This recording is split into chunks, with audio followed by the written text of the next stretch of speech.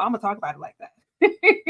Not here to go too hard though. Of course, I am not only streaming today on my platform, but three wonderful guests backstage as well. Remember to show love, remember to run it up on all platforms. We have a hell of a lot to get through today, per usual. If you want your comment read, attach $1 to it and keep it cute. Support your girl with them super chats, hitting that like button, and getting down there in the comments, and showing some love. Leave a black heart for this black divorce, because it was always gonna be in the black.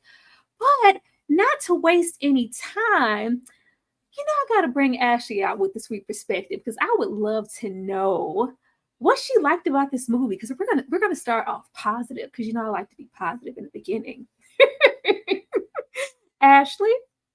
Now, friend, listen, one thing about Tyler, one thing he's going to do every single time, he's going to add a level of shock value, and he's going to keep you somewhat entertained throughout the entire film. And he ain't failed me with that. Them first 5-10 minutes, yeah. So, I mean, he's going to do that.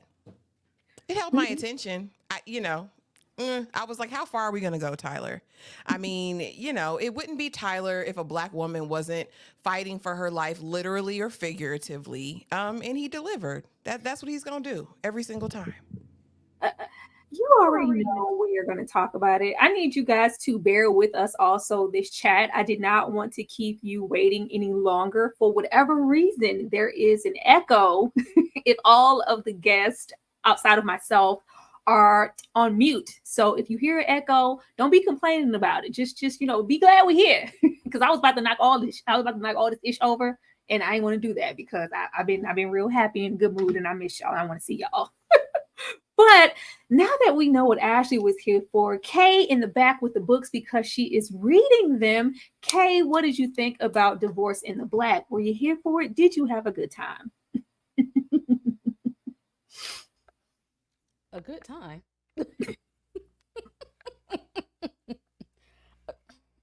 The only positive I have to say is that I'm happy that he paid the actors their worth, and that's the start and the end of my the positives. That's it. I mean, we're gonna get into some more, because I try with Tyler, as I do every single time. We're gonna try to give more than that, Kay, even though we really can't. Last but not least, my girl King Nikki TV is in the back. Just freshly watched this movie this morning. I cannot wait to hear what she has to say, because she pulls absolutely no punches. King Nikki TV, welcome to the struggle in the Divorce in the Black. Thank you. I am so happy to be here. And yes, I literally watched this movie a few hours ago. What did you think about it? Well, Richard Lawson really looked like Al Sharpton, so I had a good time. I was laughing the whole movie. I'm be honest, I didn't hate it. I really did not hate it. I actually enjoyed myself. Oh Lord, we're gonna get into that, because I really do feel like this is one of those sadly so bad is good movies. Like, it's you can only go into Tyler's movies expecting so much, and if you're expecting a masterpiece or just something great, I feel like you're going to come up short every single time. But getting into the first impressions, I did. That's what I walked away from. I was like, you know what? I'm mad at this, but I'm not. I enjoyed this far more than I did Mia Culpa. I don't know if the energy is the same on the panel, but it's just almost like, okay, how can Tyler outdo himself with hilariosity from the previous film? And he always finds a way. We're going to get into that funeral, but it's just I think I enjoyed this, which is surprising to say. In the worst way, I enjoyed this, because there are things that were just really bad, but there were other things that was just like, this just can't be real. Like, why do you keep doing this, Tyler? And we know why, because these films will be forever written, directed, and produced all by Tyler Perry. Like, I don't want to do well on Tyler, because I know that's what y'all came here for. Y'all came here for me to read Tyler Perry. I don't want to read him, because I feel like it's just beating a dead horse at this point. He's not going to hire no writers. If he is, I don't know where they are. at this moment, but they're never working concurrently on any of his films. He wants to do and operate everything himself. But while he is doing that, we have to keep going through the stages of Tyler Perry movies and Tyler Perry tropes. Getting into the tropes. Now, I have this little chart here that I felt it was only right because I am so tired of seeing these women, Tyler Perry's black women. They're beaten, they're scorned, we're naive, we're mean, an addict, success driven, sexually abused, a starter wife, a single mom, struggling single mom, childhood trauma, resentment, alienates a good man, Savannah, or she just gets the package, as we like to call it in the hood. Ashley, tell me something about these women and how do you feel about repeatedly getting to see them? Because it's different seeing, a Diary of a Mad Black Woman situation.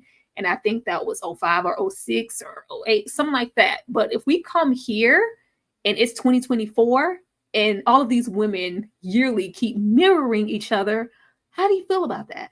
Are you here for it? Girl, I'm okay. So here's the thing, it's a double-edged sword, and like I said in the comments, a win is a win, right? Because Kay was talking about how both Megan and Corey were talking about the check they got. Okay, so get your check, and I'm here for black actors working, right? But also here's the thing, I'm tired. You know what I mean? At this point, why do black women always have to be suffering? Why they always got to be downtrodden, beaten? And then you want to punish them. You want to give them diseases because they made one mistake. Like Tyler needs to, I think, needs to go to therapy. No disrespect. We all should go to therapy at some point in our lives, but go and get them issues worked out because black women are not monoliths. This is not every black woman's story. I want the next movie. I want the man to be the battered and abused husband. Let's flip it. You know what I mean? Let's put a man on the stage and then let's focus on him. Let women, take another side. You know what I mean? Let's get us on another page. That's what I want from him. Yes, this is tired. Well, sadly, I feel like his attempt at that was Idris Elba and Daddy's Little Girls, or when we get into Tyler Perry being, he loved to put himself in those roles, the way he's being treated in the Why Did I Get Married movies, like that. Those are his attempts at, the battered husband or the battered man or the man struggle. I think that's what that was supposed to give. Kay, how do you feel about us getting these repeat offenders? I just want us to kind of stop accepting just the mediocrity.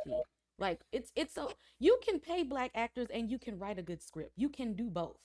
I want us to expect more from us and our talent. We can write so many more stories. There's so many more stories about us going on. We can write suspense. We can have a plot twist. We can have a psychological thriller. We don't have to put in the same movie tropes and recycle the same storylines over and over again. You've seen one, you've seen them all. All of these, they have the same personality and characteristics. I want to see some variation. We can have variation, but the more people keep accepting mediocrity, he's gonna be like, okay, this is what they want. I'm gonna just, okay, what movie did I do that one time? I can take this person from this movie, this person from this movie, put them all in this movie, and they're gonna love it, and y'all do.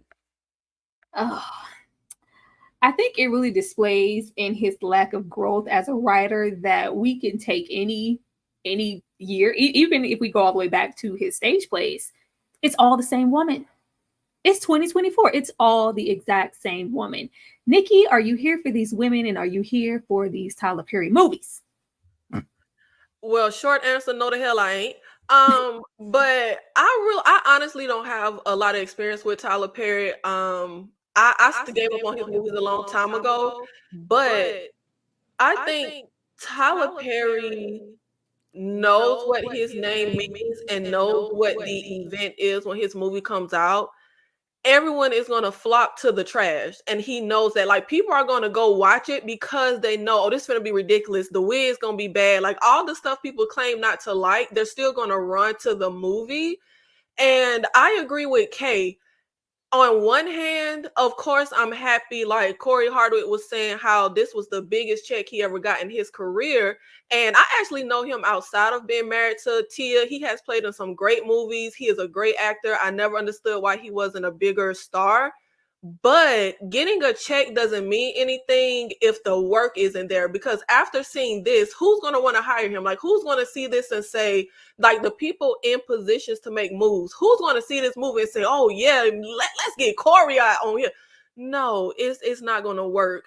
And I went to performing arts school for writing, and they always say that who you are comes out in your writing. And I think it's very telling the way that Tyler Perry writes and portrays Black people in general, honestly, because the men ain't looking good either. Like, the women ain't looking good and the men ain't looking good. And I also feel like he doesn't understand nuance. It's like the character is either like you're evil or you're just this naive, good person. Like, there's a nuance that he doesn't seem to understand. Oh, child. On that note, on that note, and I, you know, I couldn't leave the man out because I know that this story is mostly about our female character lead, Ava. But the men get the same treatment also. We get to be a savior, an abuser, a liar, that faithful, upstanding husband that's being, you know, mistreated and downtrodden by the mean wife. Or you're just purely evil, cheater, you're on the down low, you're a bad boy, a buffoon, or you're just simply being portrayed by the Tyler Perry. I'm sick of all of this. I am so sick of all that. Shout out to the 100 people here in this live. Keep engaging, hitting the like button, and showing us some love. I am so sick of all of this. Like, these are like a few. I couldn't even put everybody here. And y'all see this. I was trying hard. Y'all was trying hard to get it. I was trying so hard to get everybody in here, but it's just not. And I was going through the checklist of, okay, yeah, let me see which one of these characters in a Tyler Perry film really mirror each other. Because I think a lot of people, you know, you Tyler Perry supporters, nothing against you. If you love these movies and these shows, have at it. But you can in turn feel some type of way for the people who are just not here for it, or just feel like, oh, you guys are haters. You're not supporting the Black man, the brother, oh, sister, why? This is why. This is exactly why. So when you come in here with your little breath and your comments, know that this is why. I had to do a pie chart for Tyler. Let me move on, though. Let me move on. You the one doing the bending. Yeah, you the one every single time. Every single time. But as I said, there were some things that I felt like Tyler got right. What did he get? It wasn't much. It wasn't much. But like I said, I felt like this was so bad. It's good territory. I was absolutely here for the mini Eve's Bayou reunion. I'm sure that everybody who watched this, who has loved that film for years, when you saw Megan Good in the likes of Debbie together, it was a moment to go like, oh my gosh, it felt really full circle for me. I was happy for that. And just the legends here, like Debbie or Richard Lawson, or, you know, some of the other older people that we have on the cast, and just Black actors working. And I love to say that about Tyler, because it is a double-edged sword. It's just, you know, oh, he's giving Black actors work, but it's just like, what kind of work is he giving them? I'm happy everybody got a check, but what kind of work is he giving them? And give or take, the storyline was sort of consistent. You know, it had the movie had one tone. And that's, you know, a given for Tyler. The movie all had one tone. Was it one long ass tone? Absolutely. But it was one nonetheless. Kay, I'm going to come to you first. Were you here for the Eve's Bayou moment? And did you feel like this movie got anything else right at all? No, you know what? I thought that since he had a good cast, this might have given us more. Well, see, he did the same thing with Mia Culpa, and it was still trash. But I was just hoping that he wouldn't waste these good actors. It's good to see some of them on screen together. I love Megan Good. Corey, actually, he's really good in All American Homecoming. I love the rapport between her, and I actually like the rapport between her and her parents. Oh, that's a good thing. I feel like her parents actually had a pretty good relationship, and that I could feel that her parents cared about her. So yeah, that was a good thing. Oh, I found one. The way that Kay stretched for that. Nikki, I'm going to come to you because you said you enjoyed this film. Well, I want to know what it got right. What did you enjoy about it outside of the hilariosity? Because some of the stuff that we enjoyed, I'm sure the intent wasn't meant for that. But what did you really enjoy about this film? And you felt like, you know what, Tyler got that part right. You know what? All work ain't good work. And just because he giving black folks a job like that, look, Trump said, look, this the black jobs Trump was talking about, I guess. But what the movie got right, I'm gonna be honest, for me, is the comedy. When the movie first opens, that opening scene was gold. Like that was gold. That was the height of like Saturday Night Live type of gold. And I done been to some crazy funerals. My family done had funerals where the side chicks show up and fight the wife. But I ain't never seen a funeral where you pull the damn dead body out. And what did Dallas say? Get the feet, get the feet. Like I have never in my life seen a mess like that.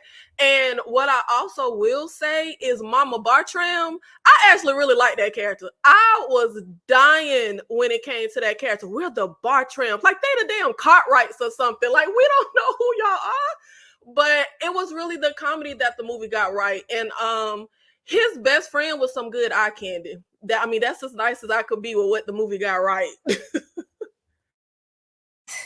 I swear I'm not going to play with Nikki because this is not a comedy. Supposed to be a comedy, and I think that says a whole lot about it. This is not at all supposed to be a comedy. Ashley, do you have anything to add as far as what this movie got right? Yeah, it was definitely funny. There were moments of full on laughter. But I liked Papa Lawson. I believed him as a preacher. I believed Corey as a young Ike-esque character. You know what I'm saying? I believed it. I believe Corey do some stuff behind closed doors, might have a little mean streak. I believe it after watching this. He convinced me. And I believe Papa as the preacher, and the protective daddy. I believed it. Speaking of believing in things that made us laugh, the things that, this isn't supposed to be a comedy, but that entire funeral sent me somewhere that I will never want to go again in time that I can never get back. The Dallas one-liners, what the hell are you looking at? Him just causing a scene every single place he goes in the bank. I slap your nose off, like unintentionally funny as hell. Them getting from town and back in under 10 minutes flat towards the end of the movie, that was sending me absolutely. And the damn sheriff just not doing a damn well. Did you see him do it? Do you have proof? Did you get him on your phone? Did you take a picture? Well, I can't arrest nobody. Just the nothingness of it all. And Dallas getting put out by Ava and the slaps in the face of it all. Oh, why they do Megan good like that? Nobody could have acted that scene and keep a straight face because it was unintentionally funny. It was supposed to be such a serious moment and it was funny. But there is a whole lot going on here. I just feel like we gotta open with what I'm sure we all came here to just discuss and what the movie got wrong. Everything else, the movie got everything else wrong. There was no way in hell that this movie should have been 2.5 hours long. I was really astounded when I saw that it was that long. Like, it was reminding me of why I stopped watching Sisters, because I have tried to support Tyler Perry in his projects and give certain things a chance. It was ongoing. This movie was a good, hour and 30-minute situation. If 2 hours and 2.5 hours, Tyler, hell no. The comical acting, recycled storylines, weak plot, it was very predictable. But it was a whole lot that this movie got wrong. Anybody raise their hand if they want to discuss what this movie got wrong, or we could just move on because we know what all they got wrong, child. And one thing I will say the movie got wrong that honestly I feel is dangerous and disturbed me was how cavalier everybody in the movie was when it came to Dallas violence and anger. To call the friend, when she kept calling her husband to say, come get him. And when Benji called the female best friend to say, hey, go to her house because that is so dangerous to keep having regular folk intervene when someone is violent and spiraling and going crazy. I thought the movie got that wrong in a way that's dangerous. And that's what's so strange to me about the movie. What is the movie trying to say? Who's the target audience? What's the moral to the story? I have had situations in real life where I've tried to intervene on somebody jumping on somebody, and it's dangerous. It is literally like people have died that way. So I was confused why we never called the cops to intervene ever. And what was also very strange with the movie is You could be a black person tying your shoe in the park and a white person gonna call 911. But he in the bank going crazy, he in the grocery store going crazy, in the restaurant, and don't nobody call not.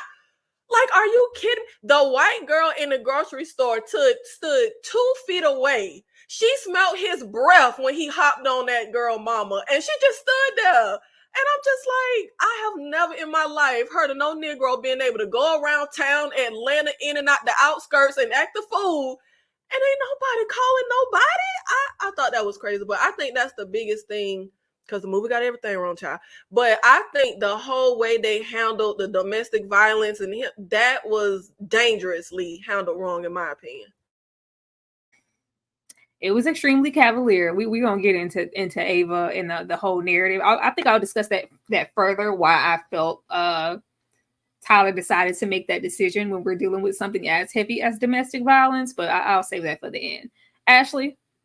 Oh yeah, my issues were, I think that this was very, very superficial, right? We really just stayed on the surface and didn't really get to the root of any of these issues. And I think there was potential in some of the storylines. I would have loved to know what went on back in high school that made her choose someone like Dallas. I would have loved to see what was up with the Bertrand family. Why had they had this history? I would have loved to have explored why his mama told him to unalive the daddy and what happened. What was the result of that? They sprinkled all of these things on us throughout the film, but never delved into the story of it. Like, why was it so important her lawyer was there to sign the divorce papers and then nothing came from it? There were just so many things that I think had potential. The infidelity of Benji, right? Like, what? Or not Benji, but the best friend, his infidelity, where did that go? You have this strong bestie, right? Who's standing on big business when it relates to her friend, but when it comes to her home life, she's not keeping that same energy. There were just so many inconsistencies and like dead ends. And I think it had potential. If we could have explored any of those things, I think it would have given the movie more depth. Okay. You know what? He should have just went on and said that this was going to be a comedy. If he would have said that, I'd have been way more lenient. I would have said this is hilarious and just went into it ready to laugh. But he called this a thriller and tried to advertise this as something serious. He like really tried to make us feel like this was going to be an intense, heartfelt movie, and it was none of the above. Like, he should have not set us up for failure in that manner. It was a lot of moments where I feel like we were expecting something to be built up and then it wasn't. We expected, again, like her signing the papers with no lawyer present. It was going to be built up and he let us down. We expected something to happen with the animals that were unalive. Like are we having a whole pet cemetery type situation? And that failed us too. Her daddy going over there, we thought he was about to let loose Equalizer style on that family, and he got his behind whooped. Like he just kept building us up and then and drop us back down. The best friend and her husband, I wanted to explore that plot some more too. Where was that? We were just like, oh, this is about to be a whole nother movie. Built it up, let us back down. Oh, so many, no pun intended, so many balls were dropped here for this movie. Balls were dropped. Okay, I don't appreciate them. I just knew, like, oh, he real heavy on it with these divorce papers. Him and them broke Bertrand's family. He trying to trick you, girl, and take you for everything you got because he ain't got nothing. No, it absolutely didn't go anywhere. The ball was dropped. I am going to read a few of you guys' super chats and show y'all some love for that. And we gonna get into the bread and butter because this is what I came here to discuss, child. Because why? Absolutely why? Dane C is in the house with the $2. Hell, here comes Tyra. Hating on Mr. Perry again. Show Liz. Show Liz, and I'm gonna do it again. Dane. Thank you so much, Dane, for being here. You know how I feel about Tyler and his productions. When I get a good one that I don't have to hate on, I will give him so much love and props. Thank you, Dane. Hello, Nita the Diva. Thank you for being here and for the $2. Hey, Ashley, the movie was a ham. Shock. It was a ham. They were definitely hamming it up, and this wouldn't have worked as a comedy. a domestic violence comedy. Yeah, that doesn't even go together. That wasn't going to work at all. Thank you so much, Nita. Dang, see, once again, 50 stars for Divorced in the Black deserves an Emmy. If you guys didn't know already, Dane is my own personal troll, and I love him for it. Thank you, Dane. Thank you so much, Dane. And then we have Walt is Horrible for the $1.99. Thank you, thank you, thank you. You guys keep on showing love and hitting that like button, sending those good super chats, and commenting on all 4 of our platforms and subscribing to these ladies here if you haven't already. And before I play this, I just want y'all to know, if Tyler is going to roll up with the hilariosity, I'm going to give him the same thing in return. We'll be right back. Casket. I said, Carl, what you doing? What you doing? Monique Precious reincarnated with spawns of Satan for sons in a double wide trailer, burying him in the yard next to Sparky. Okay. This here, shout out to the 136 people here in this live. Keep showing us some love. We appreciate it. This scene here, to open with this, first of all, aside from how hilarious this scene was, and Richard Lawson going in as a preacher, like, baby, if you didn't want to do this and handle the arrangements for this service, we shouldn't have done it. Clearly, these boys of hers have been complete menaces around town. We hear everything from, assault, robbery, murder, death. I'm like, what? Why are we honoring this person with a proper burial? But okay, Megan, go off. The mother. I see a lot of I guess fanfare in the chat for like, oh, I love that. I hated the mother. I hated this this depiction and how Tyler shot her. It reminded me a whole lot of Monique and Precious, and not in a good way. It looked like a raging bull. And I don't want to look at any woman and think that or see that. I hated everything about it. Her taking off her dress. Like the stunts that were had here at this funeral really set the tone for the type of movie that we are in. And I just couldn't believe that we were going to embark on a movie about domestic violence and then start off here. But it really sets the tone for this family and what the likes of Ava has been dealing with for years, being married to the likes of Dallas. Ashley, I'm going to come to you first. How did you feel about this funeral? Well, listen, Daddy said, if I'm not going to do anything else, I'm going to get up here and I'm going to tell the whole truth. Your son is going to hell. And if y'all brothers are smart, you won't follow behind him. It was all I could do. I think I fell out in that moment. And I think the moment I really knew something was amok, when she reaches over to grab Dallas's hand and he's like, don't touch me. I said, oh, okay. This is about to get deep. But yeah, I think between the stripping down to her slip and don't bring the casket, take him out the casket, and then walking 2 by 2 out the door to throw him in the back of a pickup truck, it was all I could do, friend. Like it was a lot. It was a lot. But I agree. And I believe Nikki said something earlier to this effect. And I'll echo this sentiment that Tyler struggles with complexity in character development. Like Dallas, he was just mad and mean the whole movie. Mama Bertrand, she was just controlling and angry the entire time. Like, that's not how people work, right? Sometimes they're happy, sometimes they're sad, sometimes they're mad, sometimes, you know what I mean? I would have loved to see more of that. Again, these Bertrands, where they came from, why is Mama the way she is? You know what I mean? And why are these boys obsessed with her? Again, potential for a great story. But yeah, the casket, I'm telling you, the first 5 to 8 minutes or so, I was glued. I said, Tyler not about to do this. I said, he's not about to do what I think he's going to do. And he did it. He did it. He absolutely did. There was no dimension with Dallas. I'm sure we'll all get in and go in on Dallas, but I needed something from Dallas to go, you know what? Normally with abusive figures like a Dallas, there's, hot and cold. There's ups and downs. He was hot from scene 1, act 2. Like, he was hot. There was nothing likable about Dallas, so it just made Ava look completely idiotic. And I'm not saying that there aren't maybe relationship dynamics like this, but Tyler literally gave us nothing. I feel like he gave Corey nothing. And Corey is a very capable actor, but it just seems like his direction was, hey, you see what's love got to do with it? Give me Ike Turner, take it up as far as you can, and that's it. Like, there was no dimension with majority of the characters here. Okay? Yeah, I almost cut it off. I, I said, I had to I had actually paused it after this because I was just like, he really took it there. Like, this is outrageous, completely absurd. This is how we starting off, and I actually had somebody to tell me, "Oh, stuff like this happen all the time if when you in the South." No, ma'am, don't put that on us. I'm from Dublin, Georgia. I ain't never seen nothing like this in my life. Don't put this to saying that this is what people in the country go through. I have never. And he just said I'm gonna be ridiculous from the start. And tell me this is a comedy so I could be ready for it, Tyler. Just let me know this was a comedy. And I'm gonna need his characters to have more than one emotion. That's the point of acting.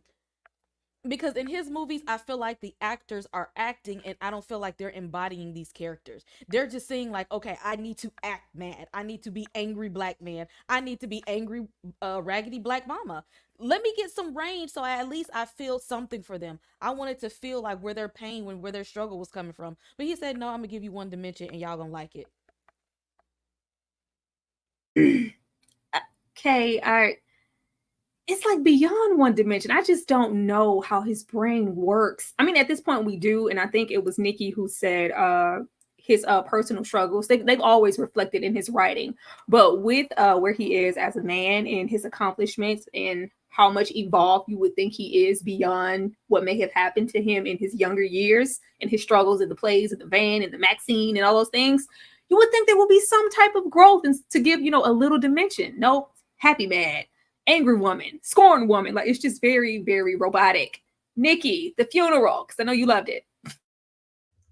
I did love it. Tina Knowles' ex-husband said, "Not everybody resting in peace, okay?" But what I will say was very strange to me with this movie is the fact that I will be honest, a lot of times I was like, yo, I know why Dallas can't stand y'all. Like, first of all, do not preside over a funeral if you're going to tell the grieving family that the person that's dead burning in hell. Come on now. Like, I don't care what he did. He could have been on forensic files. That is not right. And then my brother dead, and you're going to come in the car and say, yeah, you was mean. Girl, my brother is dead, and you telling me a story about when I was mean? Like, are you crazy? I really thought he was going to smack her hairline back in that moment, because why in the world would you say that? But it was just very strange to me how they were portrayed. Like, yes, we get it. They're the evil clan in the small town, but y'all did a lot of ish to them that wasn't right. Why would I not stand up? I may not stand up and do a strip tease, but why would I sit here while you degrade my dead child? Like, no matter what kind of menace he was to y'all. And then the reaction from everybody at the funeral was weird. Like, are y'all here for the funeral, or are you here to like throw tomatoes at the casket? Because why was we, woo, yeah, he burning in hell, woo, what? Like, that was so strange. But I love this opening scene, and I get, in essence, of course, Mama Bartram was just a terrible character, but the way the actress played the role had me rolling. Like, I was dying the whole time. I thought she was finna fight the mama when she started taking stuff off, but no, she just did a strip tease to say, you can get your little $5 Ross dress back. I don't need your money. But I thought this was gold. I really did. Get the feet. I just couldn't believe they did that mess. It was killing me.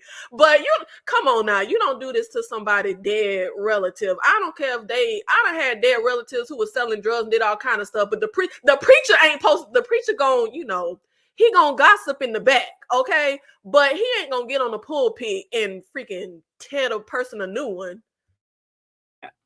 I think with this was supposed to shine a light on Ava and what she's been dealing with throughout their marriage. Clearly, neither one of these families like each other. She tried to do a good deed and it backfired, and it's just the push and pull of her life. And really her dad and her mother, clearly rightfully so, being disappointed in her choices. Like, we're here for you, but we don't want to be here. This is a trash family. You're married to a trash man. This is all real sad, and we don't want to be a part of it. But yeah, the whole he condemned souls and burning in hell. I was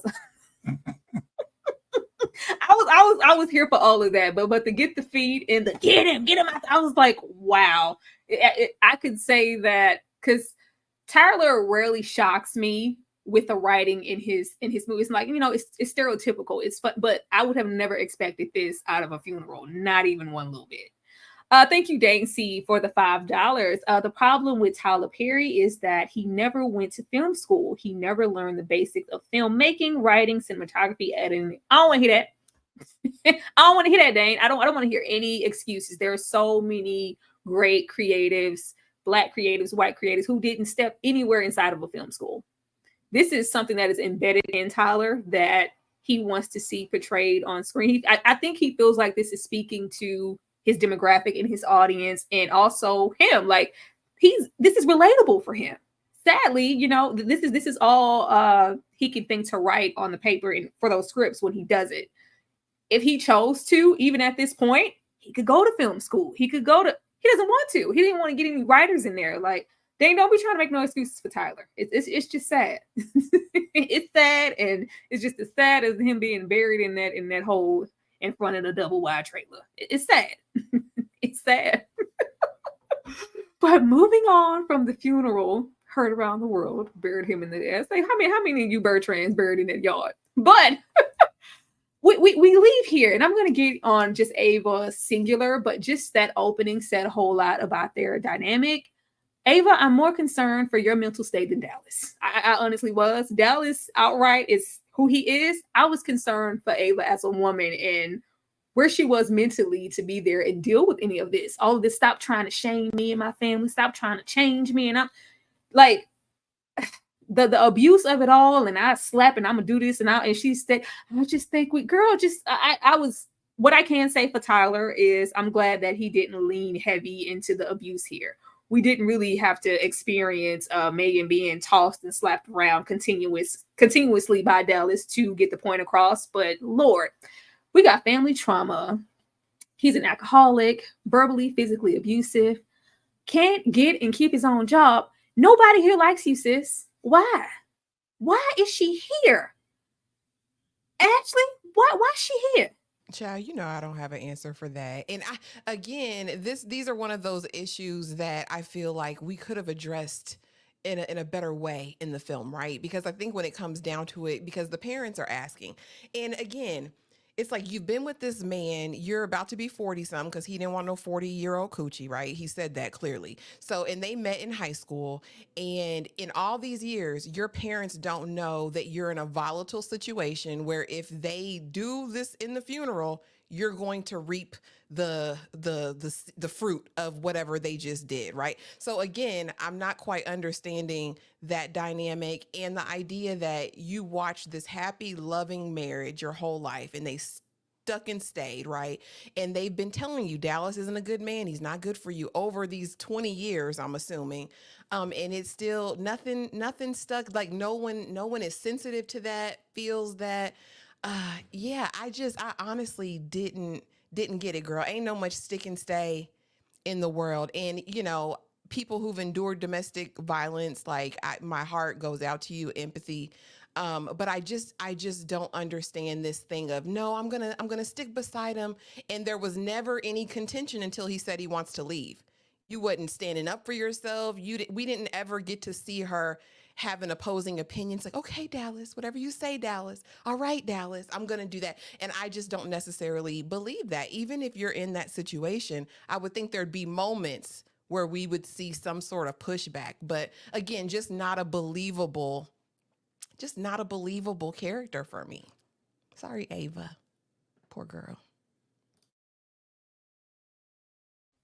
Not a believable character at all. As you guys saw, it was if she had said Dallas one more time, like, I don't know why Tyler couldn't think to put anything else on the spreadsheet, but Dallas was said far too many times out of Ava's mouth for me. Dallas, shut up.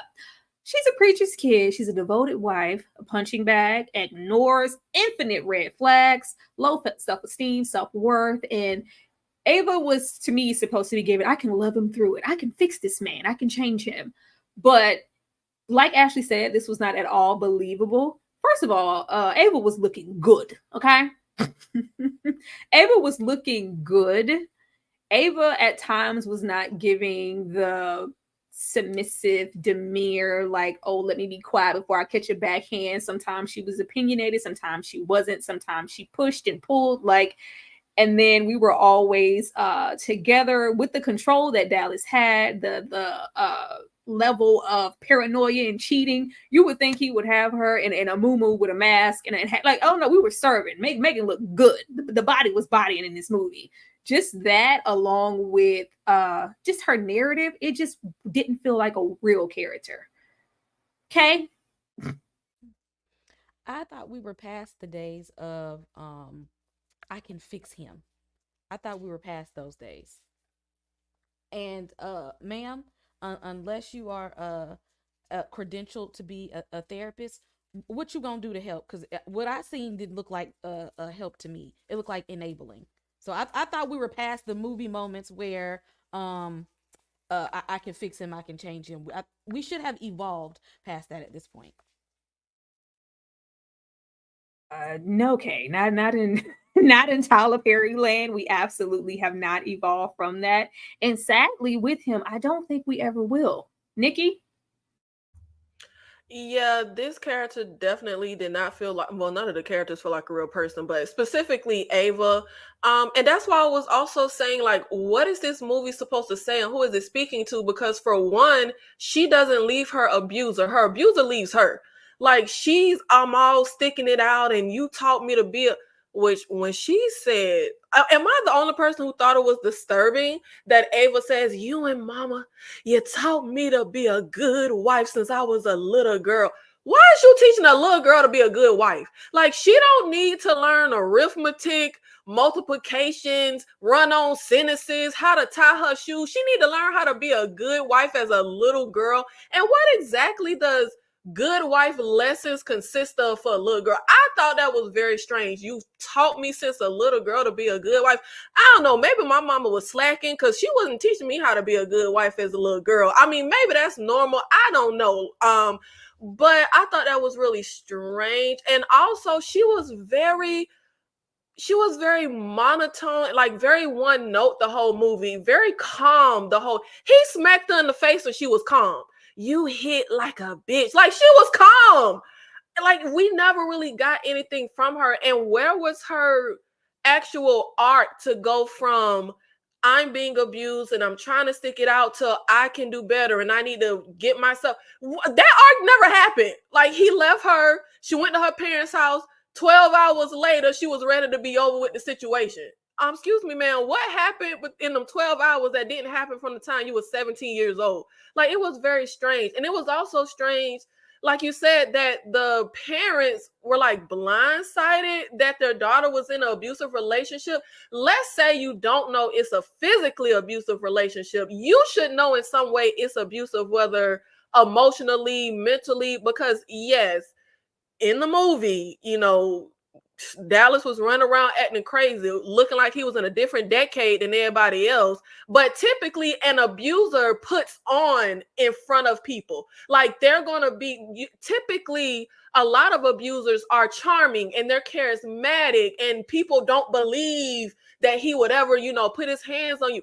This dude was running around like the Hulk the whole damn movie. His mama slapped fire at them flowers at the wedding, and y'all thought they was what? The Huxtables? Like, it was very, very weird. But I do wish they would have touched on just more with this character. Even the whole thing of how great her parents are and her relationship with her parents. A lot of times the stereotype is, oh, you're a girl and your dad wasn't around and you need a male figure in the house, or the girl is going to be in all kind of craziness.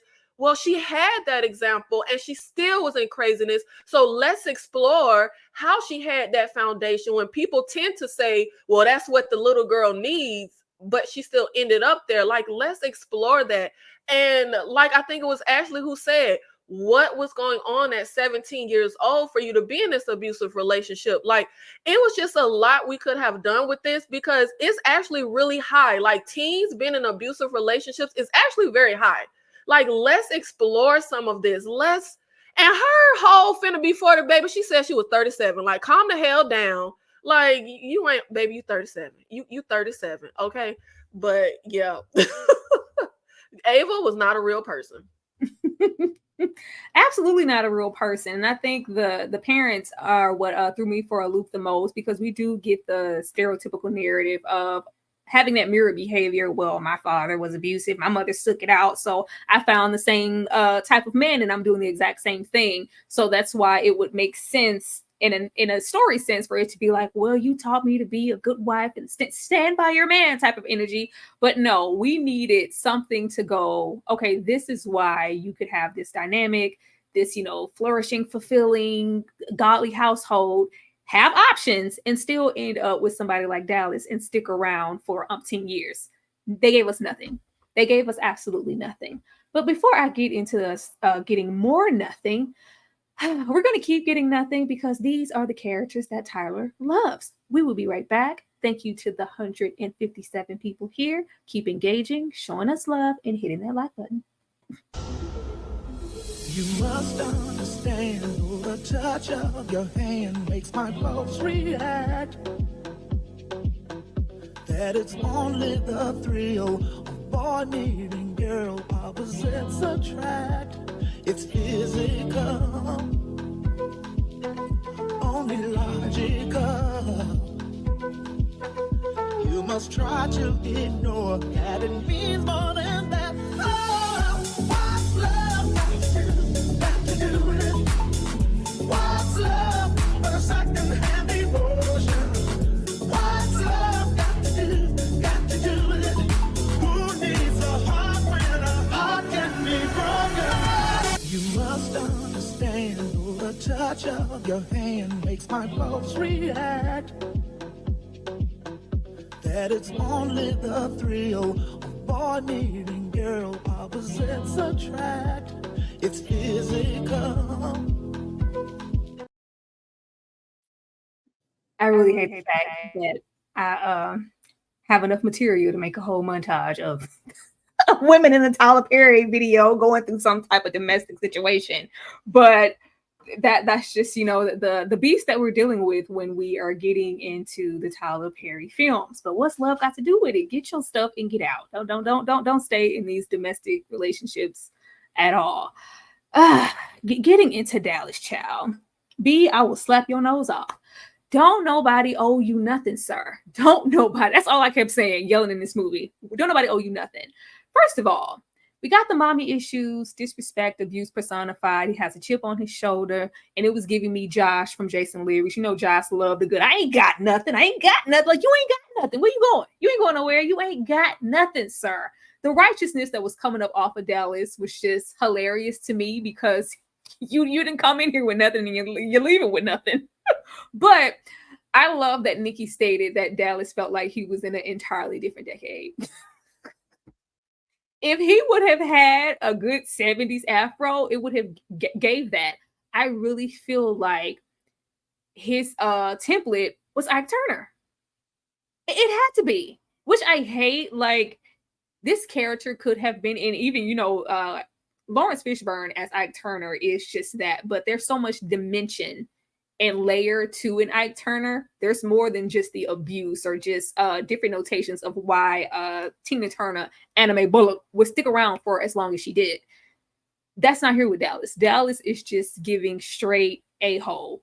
And it was very disturbing, as Nikki stated, to see nobody do anything. We don't get into people who try to do something, but it was just so normalized and nothing was going on. No police was being called. And the fact that we do have him, I was so shocked when he initiated the divorce. I was like, what? What? Okay, well, what? Like, and her, she's like clamoring, like, no, don't leave me. I need you. Like, what?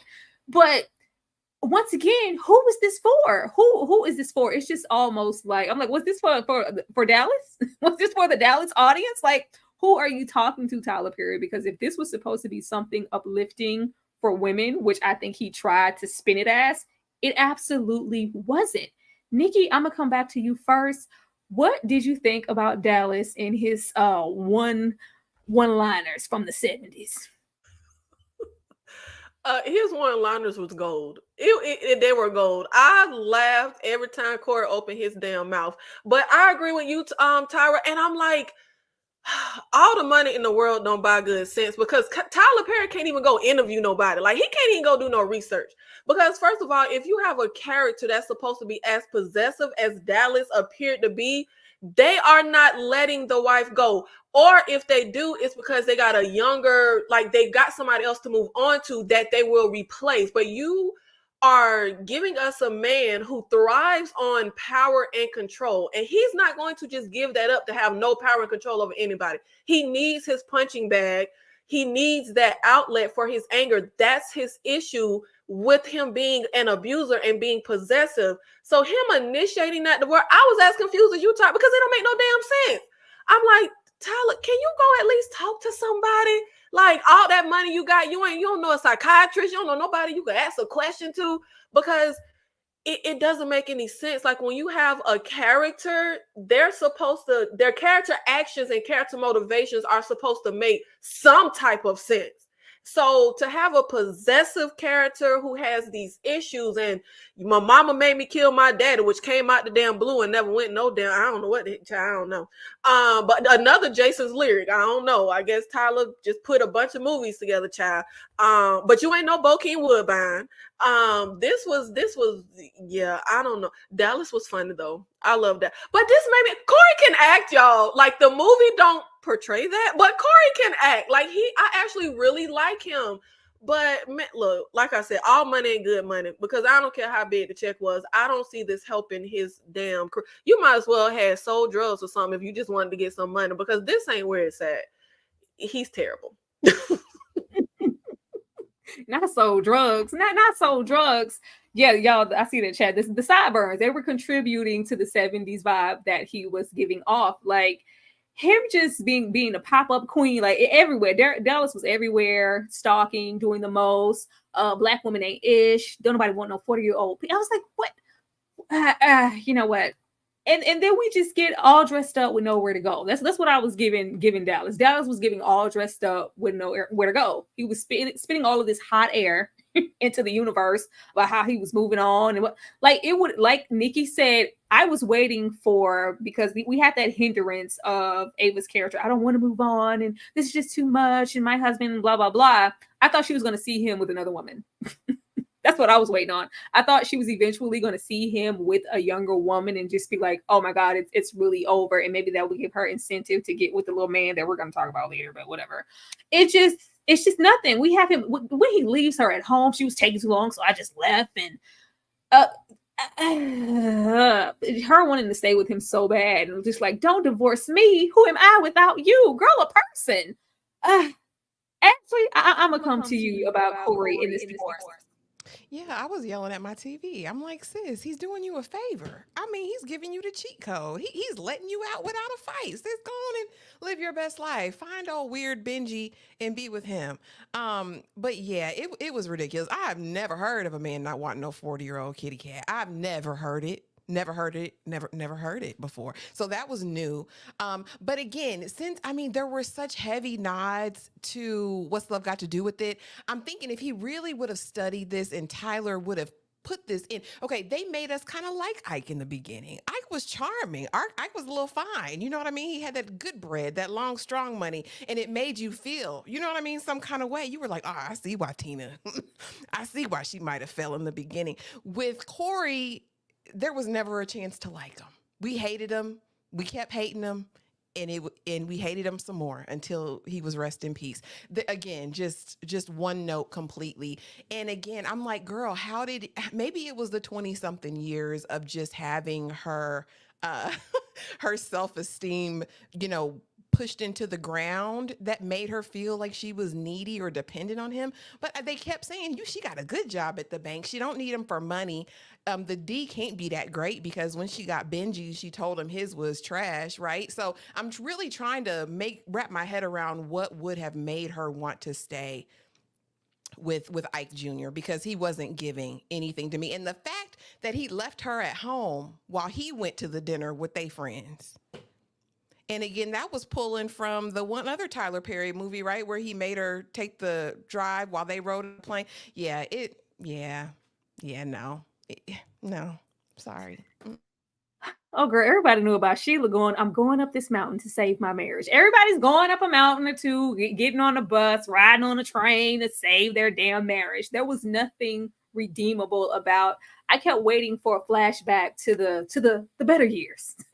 Oh, this is when Dallas was. Remember when we were younger, it never happened. The only flashbacks we got were her having come to Jesus with Dallas during, I guess, one of his multiple mini breakdowns. There was absolutely nothing here. Kay, were you here for Dallas wanting a divorce? I'm louder. Y'all can hear me. We good? Okay. For starters, the whole manipulative, abusive husband, the thing is he's supposed to have those layers. You can't truly be a manipulator if you're angry all the time. You're not attracting nobody. The thing is, to be that manipulating, angry, abusive husband, you got to have some charm. You got to be charming. You got to be loving. You got to have a couple dollars shower with give love bombing. The friends shouldn't even know what's going on. Like the friends was looking at him like, where is your wife? Like he wasn't even nice to her and pretending to be in front of the friends. Like we didn't get the layers of a reason why she would be there. Like he didn't give us like, oh, thank you for, for being there with me. I'm sorry I got drunk or I'm gonna make it up to you later. And then doesn't like, he didn't give us a clue as to why she would even want to be there. And again, because she had a loving father, it made no sense. She was surrounded by love. There was nothing that would explain why she would want to be around somebody with his face frowned up all the time. Because at least Ike was a little bit charming. And people were like, oh, he's supposed to play that mean, abusive, angry husband. Ain't nobody mad 24/7. Not even black men, and without reason. Like he's not, and we didn't get to see him at work. Like maybe his job was harsh, and he was displacing his anger. Like we didn't even get to see the extent and the root of his anger, so that we would be able to understand his plight. Like it's just like we just gonna give you one dimensional, and y'all are supposed to just take it as if Corey Hardrick can't act. Because All American Homecoming, he's giving me loving a boyfriend. He's giving me mental health issues. He's giving me inspirational coach. He's giving me mentor. And this did not show the range of his acting abilities. It absolutely didn't. What was not doing it for me was when we realized how long they were together, and it's like he's always been this way. Their family is known for being this way. So, girl, why did you go over there in the first place? I just really need to know. There had to have been something, but maybe per usual, Tyler wanted us to put those context clues together and just tack that on ourselves, which we shouldn't have to keep continuing to do with his storylines. But there was no dimension for, and I hated that for Corey because I saw the potential, and he did a lot with nothing. I'll say that. He was giving literally nothing. He had some 70s shaft lines, some sideburns, and some black shirts, and he made a character. That's all he had. But the direction to, just be angry and action. Tyler, do better. Damn. Let me go to the next slide. This is pissing me off. This pisses me off. Lord. Can't never have one single expectation. Getting into these friends. Girl, your husband ain't worth a damn either. The supportive bestie and her husband, the Dallas Wrangler. Jim is too comfortable with Dallas's behavior. Now look at here. I was here for, because Tyler be pushing it with the writing of the supporting best friend characters also. I was hoping that she wasn't in a situation as well. But it seemed like they were, a mirror. This is a positive relationship. I didn't like Jim right off the bat because birds of a feather flock together. And this is your bestie and has been for years. He wasn't checking Corey Hardrick's Dallas in a way that I needed him to about his own wife, let alone his wife. Like it just, the boundaries were not there. It's like, hey man, like, hey, what? Excuse me, you don't get your ass up. I'm your wife. Charles, I'm your wife, okay? What we're not going to do is sit there and let anybody talk to us any kind of way. But we continue, instead of calling the police, we are calling on Jim. Oh, he's stalking. He's outside the house. He's outside the bank. He's here. He's there. And he's just going, man, it's just, I was like, what are we supposed to do with these characters, Tyler Perry? Like, couldn't everybody could be shit? Like, everybody? Excuse me, I didn't mean to say that. Everybody?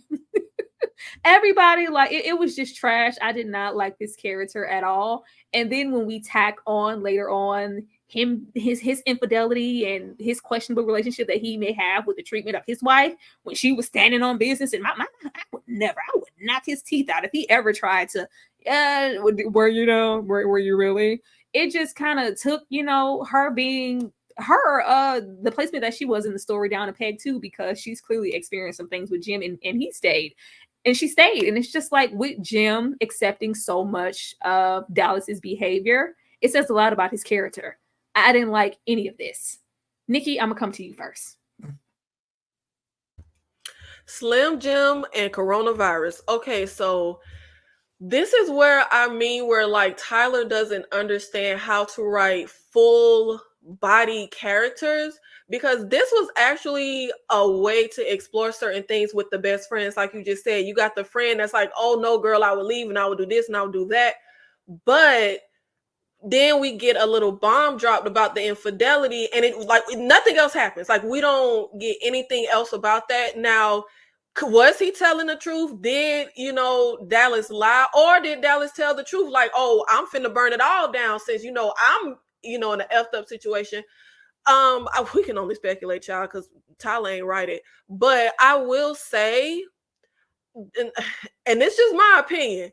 I don't think because her husband cheated means she wasn't still standing on business, because she didn't say nothing to the best friend about Dallas cheating. She said about him being abusive. And I feel like I think every single person, in my humble opinion, I don't care how much trash they talk, how much they puff their chest out, everybody puts up with something. It's just everyone's tolerance is different. Like what I might tolerate may not be what somebody else will tolerate. So we could have really explored this, because the best friend threshold is, well, he's abusive and I'm not going to let a man talk to me like that. Okay, well, maybe hers isn't talking to her like that, but he's still doing something that she's tolerating. But Tyler we already know he don't know what he's doing. So we didn't really get that. So kind of like you said, we have to fill in the puzzle pieces for ourselves.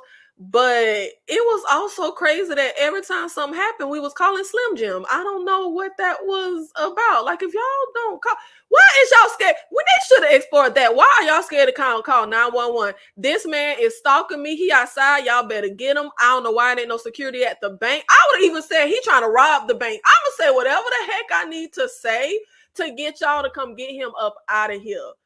Ridiculous. But I like them. I had fun with these two characters.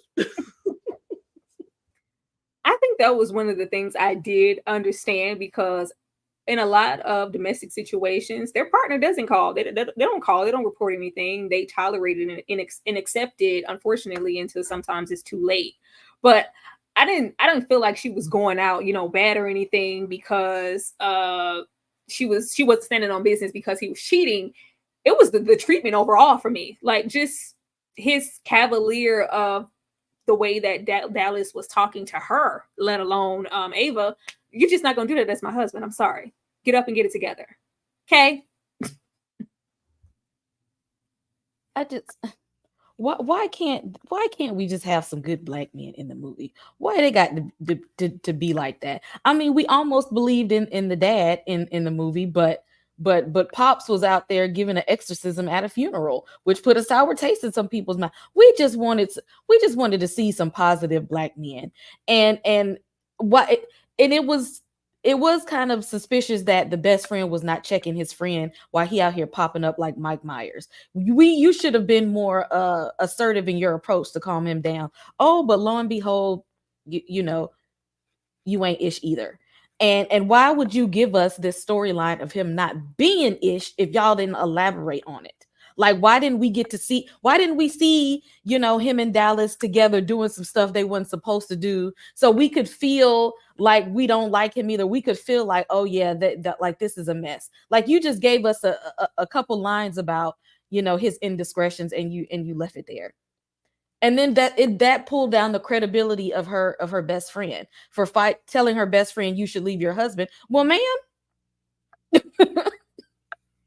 at this point, why aren't you in the same situation as her? Why are you not telling yourself that same thing? No, wait, why he ain't ish? But just because he cheated one time?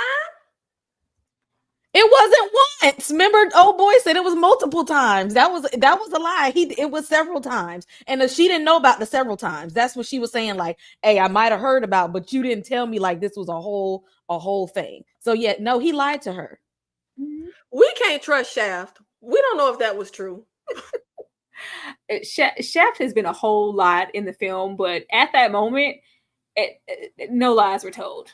No lies were told about him and his character, and I felt like it said a whole lot about him and their relationship. And I just didn't like the way he allowed Dallas to frolic around with his own wife.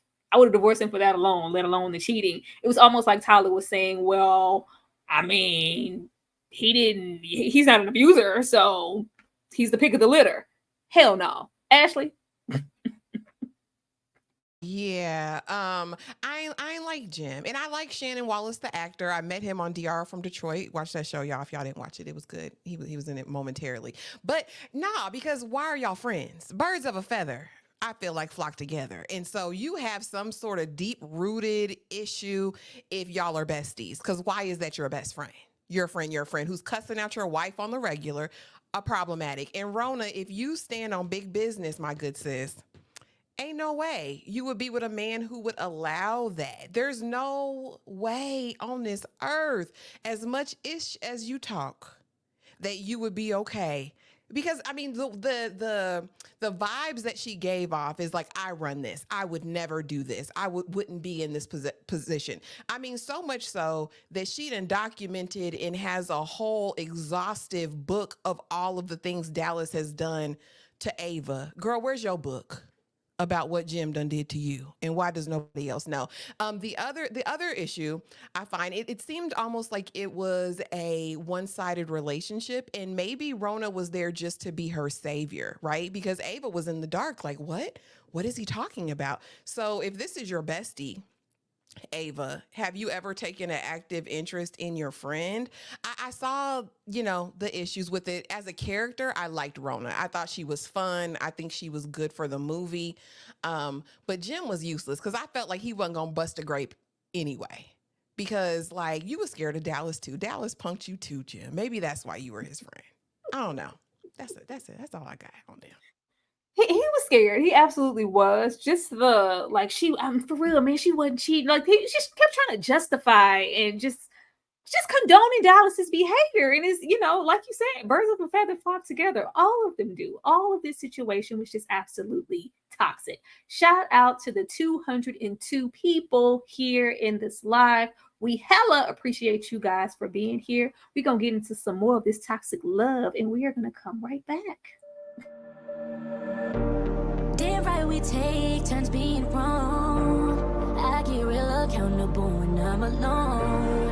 I get real about it all when I'm alone. It's so crazy missing you when I get on. Don Julio made me Fulvio, and I might hit your phone up with that bye bye bye. Listen my da da da, listen that ah. All of this love is toxic. All of this love is toxic.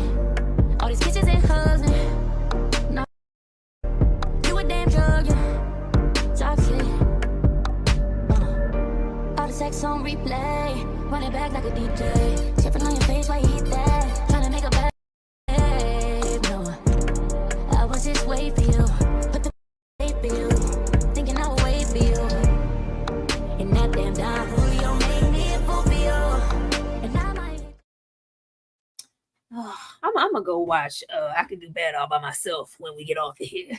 I'm gonna go watch it. What I can say, Tyler always manages to get some really great acting performances. Like they do a lot with the little that Tyler gives them. Cause child, Taraji and that radio in that tub, it's classic. It's classic Tyler Perry.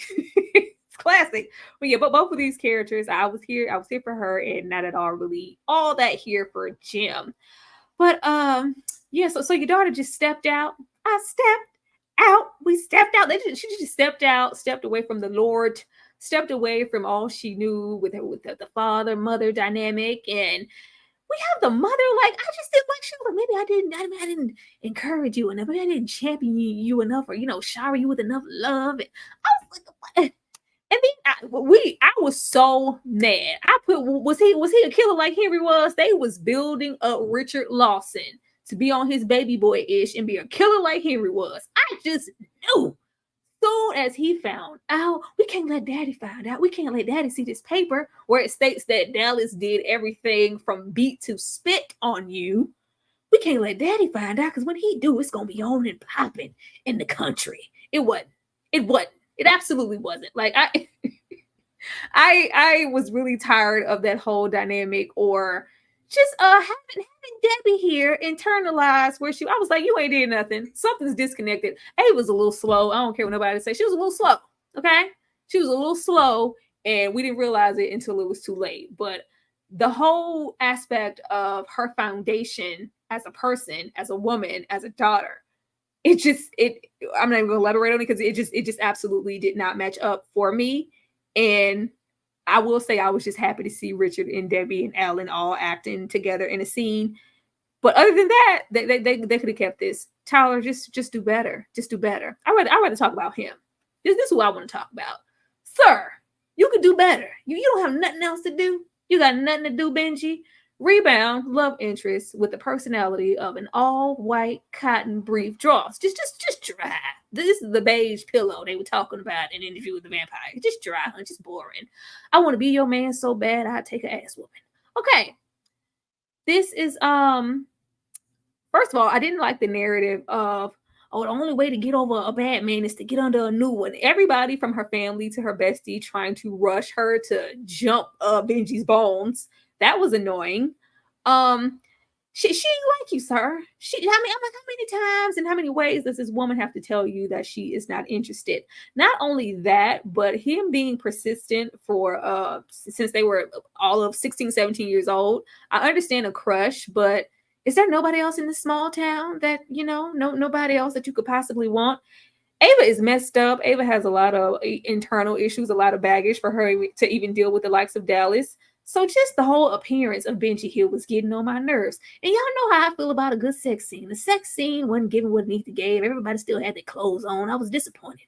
We didn't get no titties, no nothing. There was no nothing. We didn't get to see the smog of Megan Good's back.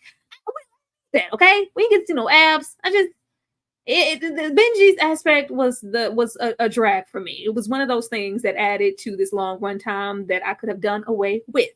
Ashley, how did you feel about Benji? Yeah, Benji ain't give nothing. And he was too big to keep getting flung around town. You too big, sir. You too big to keep getting whooped like that. Like, where's the blicky? Like, y'all in the country, you supposed to be a Southern man. Listen, I know what goes on in the South. Y'all got a shoddy. Y'all have options, right? There's no way that you've been terrorized and punked by these men your whole entire life. Okay, that's the first thing. Too big to be a weakling.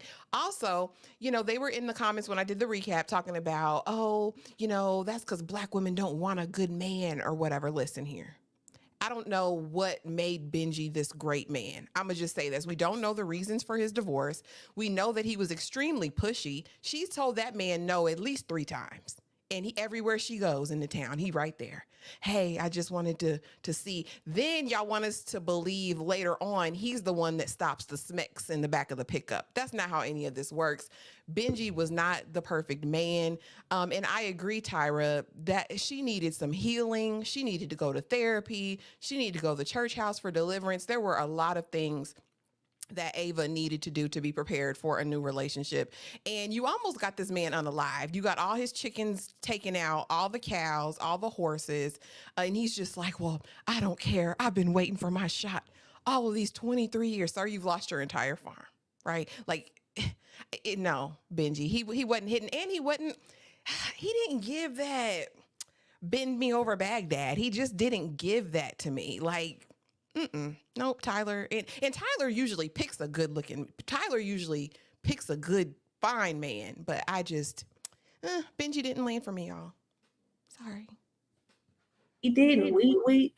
we didn't get no Trevante Road strokes in this one. We didn't get no back. We didn't get nothing. Certain things I come to Tyler Perry movies for. I was like, at least, later on down the line, we get to see Benji beat it up. We didn't get to see nothing. I was so disappointed. Okay. I seen someone in the comments saying like there's always a rebound guy.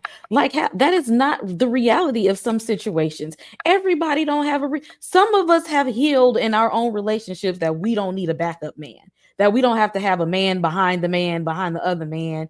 And why would you? And she didn't even like him. It's what killed me that was not attracted to him. She didn't want this man, but all of a sudden he's now the guy. He's now the one that she goes after. We didn't even see her test out any other men. We didn't see her go on no dates. We didn't see her update her social media profiles. We didn't see her cut her hair, change her hair color, update her appearance. You literally go to the man that you never even wanted. And then we seen his daughter that one time. Where was she? Where was she when all the animals was being unalived? Like we just dropped off that part, and he's just there. He don't even look like the type of guy that she even would give a time of day. Like he looked like the kind that she played to the left, and then now he's the guy. Where's the other potentials at? This is the one. Like Tyler, like come on, like this is the best that she can do. And it's always the rebound guy. It's always the guy that seems like this is like that's all she can do. She don't want a guy that has more. She don't want a guy that actually cares. She don't want somebody she's never seen before. She don't want somebody that's aspiring for something. It's just like the rebound guy is just like, here, take this. It's whatever. Here you go. Can't rebound. No, I think Tyler was putting a lot of stock in the fact, like, when I sleep with you, when we lay together, it's gonna mean something. It's not gonna be like, no, you have these couple of shots of whiskey and I'm gonna take you home. Like, get the hell out of here. Get the hell out of here. I think it didn't help that Ava was okay in 0 to 10 seconds. Like, she was fine. It felt like she was like, all right, take a little leave from work. It felt like she took a week off, went to her parents' house, watched them home videos, America's Funniest Home Videos with her parents, took a run down the block, and was like, you know what? I'm vindicated. I'm okay now. I'm ready to come back to work. Wait, what? And even then, she won't. And it's not like she called him up like, I'm ready for, hey, I was thinking about it. It's like, no, Benji's here. Like, and then we gave her some ecstasy or something to make her like. I was like, what is that, Bessie? What is that? Or whatever they gave her, edible, or I don't know what she gave her. I forgot. But girl, this is a setup. You a op, Nikki. It really irks me that the bar for the generic writing of the good guy character is, oh, he didn't even try to have sex with you. Oh, he's the good. Okay, sir, congratulations. You're not a 16-year-old boy starved for the cootie cat. Congrats. Like, I hate that that's like the bar. Like, yeah, I wanted to jump on you in the back of that truck, but I didn't. Let me tell you, Benji was the true villain. I'm going to be so for real. Benji was the true villain. In one breath, he'll say, oh, I understand how you feel about not being ready for a relationship. I went through that in my divorce. Hey, yo, so you want to go grab some drinks? You're not even listening to what the hell the girl is saying, but you the good guy? And it really irks me that they always want to portray this persistence with the guy. Oh, she keeps turning you down. Every time he went to talk to her, that girl was running like she smelled the damn manure from the farm. But then she says, yes, no, baby. If the woman don't want you, leave her the hell alone. Stop damn popping up. If her daddy come to you, say, you know what, sir? The ink ain't dry on the divorce. It ain't no ink on the divorce paper. She hadn't even seen the papers yet. This is why this was crazy. In 12 hours, she got divorced, went to her parents' house, turned Benji down 100 times. 48 hours later, she on Benji a damn in the house. Like, it made no. Benji is the real villain.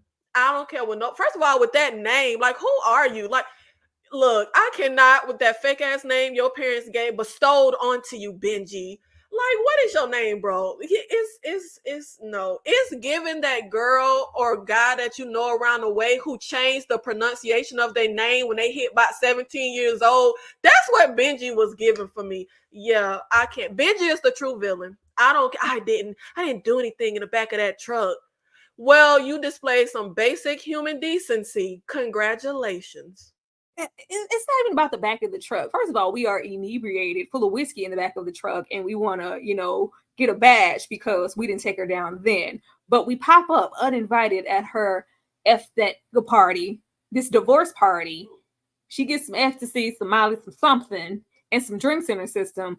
But then she offers like, you can, that long drive that they were conveniently acting like it's long. It was 10 minutes. Clearly, mom and pop in that trailer were down the street on a different lot, Tyler. Okay. But it's just like, you can take the couch. No, I want to sleep in your bed. Oh, since when? Since when? This was terrible. This was absolutely terrible. I saw what Tyler was trying to do. Benji was supposed to be the one that got away. He was supposed to be that. But that good guy trope of, I've stuck it out and been around and I've always wanted you, so I deserve to have and be with you. Movies need to stop doing that. Like, no. Stop doing that. Benji, go to hell. Next slide. Terrible. And also, he didn't fully wait. Baby had a whole marriage and a baby. So he wasn't waiting. He wasn't, but Endgame was always Ava. He didn't really like that wife. He really liked that wife. That's probably why he didn't like them animals. She probably about the animals on the whole thing with everything here that I thought was gonna go somewhere didn't. The most let down to me was the signing of the divorce papers, because Dallas, when you get it, you better be ready you better have it. You gonna sign these. I was like, there has to be some manipulation afoot. Nope, it was just like she signed them. I ain't know she was gonna sign him, and now I want you back. I will do you the honor of being with me again. What the hell, Tyler? Sit down. Stalking and snatch ups on all three. I changed my mind because that trailer isn't built for a family of 7. I want to come home. Ava drags Dallas from the home, and Daddy gets dealt with. Now, all of the ramifications that were coming up off of Dallas connection to Ava, we already have you popping up at my job. I'm your bestie. I got to deal with him cussing me out, disrespecting me. Then we have him continuing to pop up at the home. We have that whole little weak encounter. Benji could have did more in that fight. Like, sir, what are you here for if I got to drag him out? Like, do something. Just big for nothing. We have that happen. When it trickles down to the family, not only your father getting hurt and shot up, injured, almost to the brink of death, if Precious Jr. didn't come out there and stop it. We snatched the mama up in the store. And it's just like these narratives here in correlation with things escalating and Ava going, do you really think I should get a restraint? It's fine. We don't need a restraining order. Like, what? Dallas isn't that. Like, he wouldn't go that far. Like, what? Girl, oh, it made me mad. Tyler, why? Ashley. Yeah. Again, when he put his hands on the Debbie Morgan, that's when I was like, oh, he got to go. He's a piece of nasty, diabolical work. He needs to be eliminated immediately. But yeah, no, it didn't make any sense at all, because you've gone through all this. You've got the lawyers drawn up the papers. She's come in her freakum dress. Maybe it was the freakum dress that did it. And he said, oh, she's going to meet a man right now. She's been cheating on me this entire time. And again, like to your point, oh, I don't need a restraining order. Girl, the man has spat on you. He has abused you, apparently dragged you, done all the things. Your girlfriend got the whole notebook written on everything. Did you not read that back again when you conveniently left it at your parents' house for your mama to read so she could cry and they could have that moment? It didn't make any sense to me. Girl, your life is in Molly, you're in danger. Okay, ma'am. But yeah, he needed to exit stage left. I was really, really disappointed in Papa Lawson in this moment, because baby, you don't pull it out unless you're ready to use it. You should have been up there ready to blow ish up. Like, I would have loved that, like a Terminator style, or, some action movie where they bang, bang everybody. I would have loved to see that. No, but you went out there like a sheep led to slaughter. You know them boys. You talked about it at the funeral. They was violent. They were grapists. They did all these terrible things. And you go, and it's like 5 or 6 of them. Like, sir, it was silly. Silly rabbit. Silly. I mean, I get defending your woman, but let's try something else. Let's do an ambush. You invite him over to your house. Do it one at a time where you have the advantage. Yeah, I didn't. The fact that Debbie had the drop when she made the frantic, they gonna kill him. Get over there. They gonna kill him. Hurry up. They gonna kill him. They gonna like she already knew like him getting the guns. Like we had the whole narrative of him. I'm a Marine. I'm an ex-Marine, and like it just there was absolutely no payoff. I thought he was, even though the stomach was stomaching, and as Nikki said, it was giving Al Sharpton. I thought, he was gonna knock some dust off or something. It was nothing. You went over there for what, Richard? Nikki? Yeah, he gave the Marines a bad name. I was hyped when he first went in there. That boy put his hands on you and he pulled out the damn sawed-off shotgun. I was hyped. I was like, all right, this how you do it. But baby, you don't give them the home court advantage. You know good and damn well she got a bunch of baby's kids over there, full grown. Why would you go over there by yourself? But then again, like I said earlier, why did she call her daughter, who already you done read the whole damn paper from the squire of everything the man done did to her? Why would you send her ass over here? Why? So he could spit on her some more and then kick the daddy tail? That why didn't you call the law? If y'all don't call the law in this damn, I mean, I know they useless, but baby, if you don't call, why are you calling the daughter who been getting beat down by him to go run over there? And I love that lady so much, but the way they had her screaming on that phone, I was dying laughing. I was dying laughing the way she was screaming on that phone.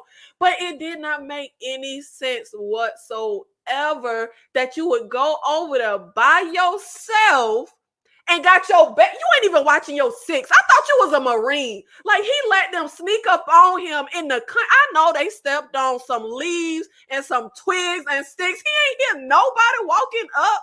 Man, when I tell you this was the dumbest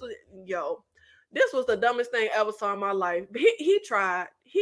I'm sorry. Pour one out for the home. But y'all, how did he come out the coma in like 6 hours? Cause he literally said the doctor said it don't look good. Next thing you know, he out the coma. I guess his body knew that the boy was dead and he just came up out the coma. That ain't make no damn sense.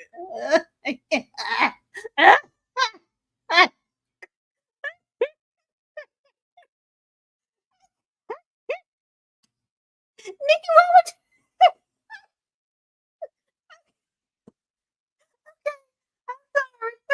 Okay, let me get the super chat. Nikki said she's sick, y'all. Thank you, Raymond Norwood, for the $5. Love y'all content when you ladies are together. I'm 30-50 on this movie, to be honest, but still, damn Tyler, why? Just why?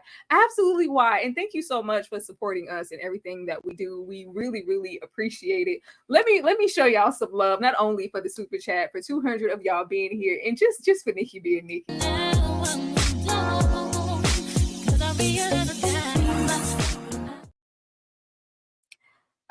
Me, myself, and I, and Benji, because we couldn't just have me, myself. We couldn't go out with her being fulfilled in herself. He's even the way she got him over there. He's better than you ever was. And I'm just shut up, Megan. I also really didn't like, which I forgot to bring up, the narrative with Megan in this movie, because this has kind of been surrounding her in real life with the pushback she has been given for being with Jonathan Majors and the things that he's been experiencing in real time with his case and everything. And Megan in real life is giving I'm sick beside him. So to see this here and to have the narrative of, oh, you sticking beside or choosing a spouse that is, accused of abuse or, domestic situations. It's just, I was like, what? Why? And then you have Corey here, and Tia said, you gotta go. Get your bags. Get your bags. It's been long enough, Corey. You gotta go. You have two, divorcees here. Just that whole narrative of all of that. Tyra is the copyright queen. I am not. I am absolutely not. We gotta have a good dance break. But Kay, I'm gonna come to you. Do you feel like Richard Lawson did what needed to be done? Or he could have just showed his ass up there with some nunchucks and had the same result? Let me tell you something. My man walked in that house like he was about to turn into John Wick, and I said, I'm for it. That's how you ride. That's how you ride for your girl. You shown we need the strong black man to show up and go in so he can protect the black women. And he got over there and got the Rodney King special. They drugged that ass so bad. And that's not what we needed him to be, the equalizer, and he got stomped completely out. And why would you do that? If you knew you couldn't fight, if you knew you was no match for them hood trailer park boys, if you knew that they get down like that, why did you think you was gonna go over there and do something? Why would you set yourself up for that, walking around here with your Arby's hat like you Walker Texas Ranger? Sir, have several seats, okay? Have several seats, because I was mad at that whole this whole scene, because again, you built me up like something was about to happen. We thought he was about to go full on, have a good shootout moment, and all he did was get taken down through there. Somebody just said humiliated that man. Because there was so much momentum. It wasn't like he's this quiet, submissive preacher who, good husband. Like, I'm not a fighter. Like, no, I'm a Marine, and you get the guns. You got to protect yourself. And I might not ever find out. Like, and I didn't really like, like Nikki said earlier, nobody intervening. We got a whole harassment situation happening in this grocery store down here, snatching up poor Debbie. Nobody does anything. No, but I'm a God-fearing woman. Like, oh, Lord, somebody help her. Help her.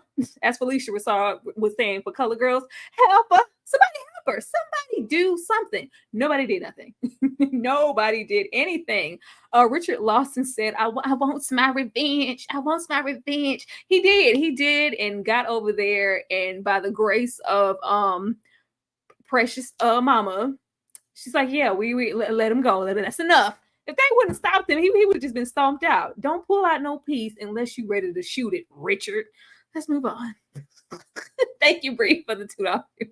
But yeah, that was unintentionally funny. I hate that we found so much laughter in that. But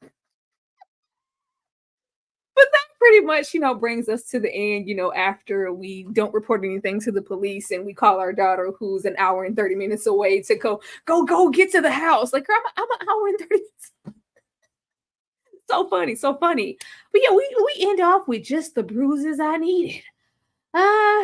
This is over. Stop pushing good people. And Tyler said we're gonna have this sleeping with the enemy ending.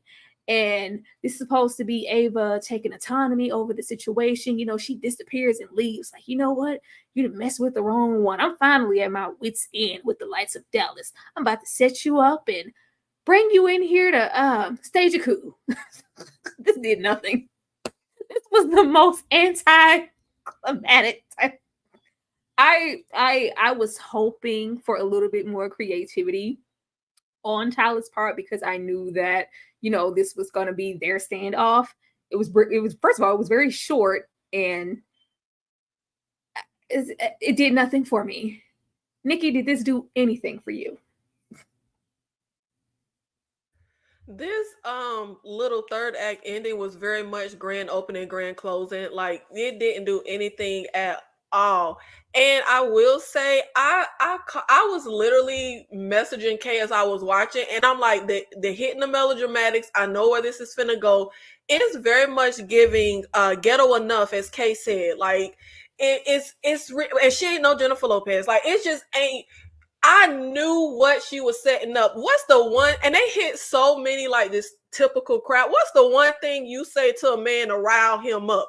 Yeah, he hit this like he never did. I'd be like, girl, you don't even know what you're talking about. He the second person you never slept with. Like, I'm not trusting your judgment. But no, he hopped in the car and he drove 2 hours to it. Babe, when I tell you, for the first time, Atlanta ain't had no traffic. They had a secret underground tunnel because they was getting to and from so fast. It made no sense. She just sat in that kitchen sipping 3 sips of wine, and next thing you know, he in the house. I thought you was at your mama house. Like, how did you get here? But yeah, this ending was very and honestly, her making the phone call made no sense. He should have been able to slap that phone. His mama did better slapping the bouquet out her hand than he did slapping the phone away. She shouldn't have even had a chance to call the cops until after she shot him. This ended with, and I don't know why y'all keep saying y'all expected something. Y'all thought Tyler Perry built something up. Y'all, this is Tyler Period. Like, we know what he does. No. Oh, and to the person who said he didn't go to film school, Quentin Tarantino didn't go to film school, and he never made no trash like this. So let's not blame damn film school, okay? Nikki, sick of it. It just felt like throughout the movie, Megan's acting. Corey did, but Megan's acting. I think in this scene when she was like, it's just when you push a good woman to. I was like, this is, girl, what are you doing? Y'all should have ran it again. I didn't like any of that. But Nikki, you just sent me with, yeah, he was hitting. You ain't never had it like he was hitting it all. I was up against the wall. I ain't like, girl, it was a lie. We saw what happened. It was giving nothing. Ashley. Yeah, I mean, in this whole entire moment, I'm like, be freaking for real. Like, there's no way. First of all, if we're gonna compare it to Enough, which I agree, Kay and Nikki, but it was a bootleg, broke down, illegitimate version of it, because we saw Jennifer in that movie. She planned for like a week. She was like counting her steps from the door to the counter to the back of the refrigerator. Okay, I got something right there. I'm gonna do my like whatever jujitsu. In this one, her daddy done placed these blickies randomly around the house. He got a blicky. I mean, we're trusting on a lot of things right here. We're having faith in a lot of situations in this moment. And yeah, I don't want to get roughed up first. I mean, I don't want to get roughed up first. But again, just unbelievable. He's ready to take you out. Right now. Now he's ready to take you out. And my thing with her, as far as her character, this is what sent you over the edge. Not when he spat in your face, not when he drug you, not when he beat you down, broke you down like a fraction, all these years. This was the moment. And now you superwoman. You like just a OG, triple OG Bobby Johnson at this point. No, I didn't believe anything about it.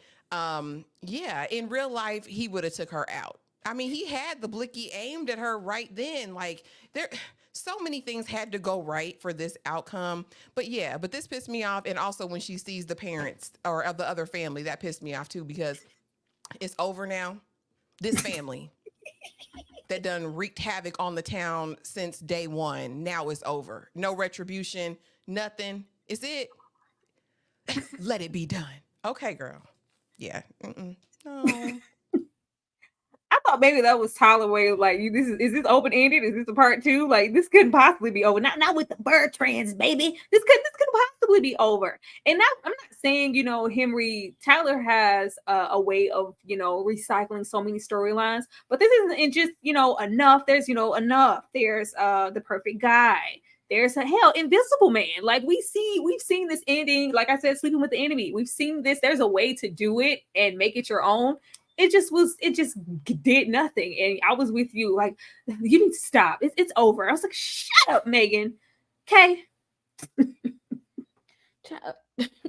We've seen a child do better than this in Home Alone, okay? Kevin McAllister set the stage to take down somebody better than this. He could have gave us way better than this. There wasn't even a chase throughout the house. We were right there. We were right there. And we knew, Pops gave her that heat earlier. So we knew that was already there. But at least give us to where we thought something was going to happen. We assumed that it was going to be she didn't run up no stairs. They didn't run around the backyard. He didn't, other than trying to hit her as if we were to believe this was happening the whole time. And how did he not see what was coming either? Since they saw Pops coming straight away and took him down, but you didn't see her coming. You didn't see that she was about to pop you off like she did. Like, I just could you have given me a little bit more action? I mean, I needed to see him like drag her legs down the way she dragged him out of the house. Let me see a recreation of that. I never once felt her life was in danger, and I feel like I should have, to make it believable. I never felt like she was about to get it at this point. I was like, this could have been played so much better. And her as an actress could have given us so much better. Like, this, if this was the conclusion, the exciting conclusion, I was completely let down. There was no thrill in this at all. It's always Megan, Lauren London, and Paula Patton always pissing me off. Stop it. They always making me mad. Did I get everybody on this ending? Because I just want to be done with this. Or anybody got anything else on this? Anything? Good. nothing else. I love this say no washing and dry, no kicking the head between the washer and dryer or nothing. Nothing. They didn't give us nothing. They did not give us anything. But leaving off on a note like we only can with Tyler Perry, we always know that there are more things ahead to come. It's always something in production on that line. Oh, Medea's Destination Wedding and 6888. Are you anticipating these films? Now, look, I ain't anticipating nothing with Mayberg. I don't want to see Mayberg. I was really here for. I thought there was going to be some growth with Tyler Perry when he did that stint and said he was going to retire Medea and he wasn't playing the character anymore, doing the movies. He dropped that real quick. He was like, "Oh no, that's kind of what my bread and butter is." Also, in the money, that's what the money resides. Let me go and put this dress back on, this wig. Fine. I'm not anticipating that. I have no choice but to have hope with 6888. If Tyler fails and fumbles, your Oprahs, your I think Glenn Close, Kerry Washington, and we know enough to know Tyler and notoriety names, beloved legendary actors mean absolutely nothing. But with this being a historical event, these are actual factual 6888. These are real women that have had no representation of film made. This is based on a book. Tyler Perry still wrote the screenplay, but it's based on a book. I feel like with him having a little something to maybe go off on, we could potentially get something worthwhile from him. Ashley, I'm going to come to you first. Are you anticipating either one of these? It's hard to say if I'm anticipating it. Will I watch? I probably won't watch the Medea one, but I will definitely watch 6888 because here's the thing. Kerry Washington, as a director, as a creative, takes a lot of ownership in the work that she puts out and a lot of pride in it. So I think she would push back quite a bit to deliver a quality product. You know what I mean? So that's my only kind of hope. And I know he has a 4-picture deal with Prime. So these are the ones we know about. There's more in the pipeline because they're making money. At the end of the day, he appeals to his base and his base is going to support whatever he does. But I have hope in Carrie. I have hope. I know she's going to take a stand. Okay. Yeah, I'm not watching that Medea movie at all. I'm not gonna do it. I'm not gonna waste my time in that manner. If I watch this movie, it's not me. It's a clone. It's a clone that's gonna watch that. But I'm gonna have hope for 6888. Simply be same thing what Ashley said, that Kerry Washington is a very seasoned actress and she has director experience at this point. So I feel like she would at least say go back and forth with Tyler to say no, let's do it this way. I know you are in charge of this movie, but from my expertise, we should be able to do it in this format. So I'm going to check that one out in hopes that Kerry spoke up and stood up for this movie so that it wouldn't be trash as the rest of the projects he's put out.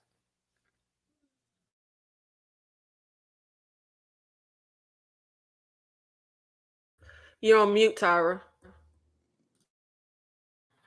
Was Jasmine Blues a decent watch? I feel like that's one of the most recent, decent movies.